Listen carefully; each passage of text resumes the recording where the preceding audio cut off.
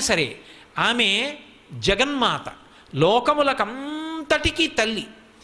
ఆమె శ్రీ మహావిష్ణువు యొక్క ఇల్లాలు. ఆయన ఆమె వంక చూసినప్పుడు అనురాగంతో చూస్తాడు, ఆమె ఆయన వంక చూసినప్పుడు అనురాగంతో చూస్తుంది.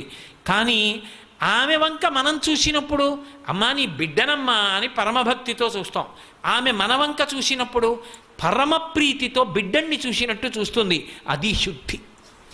ఆమె వద్దకి వెళ్ళి నిలబడినప్పుడు ఏ బుద్ధితో నిలబడగలగాలి అంటే, అమ్మా నేను నీ బిడ్డన్నమ్మా.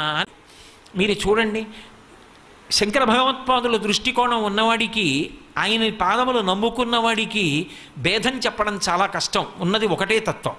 అయినప్పుడు ఆమెని మీరు లలిత అనండి, ఆమెని మీరు దుర్గనండి, ఆమెని మీరు పార్వతి అనండి, సరస్వతి అనండి, లక్ష్మి అనండి, తత్వము మాత్రం ఒక్కటే. తత్వము ఒక్కటే అనేటటువంటిది నిర్వివాదాంశము. అందులో ఇంకేమీ సందేహం లేదు. ఎందుకో తెలుసా?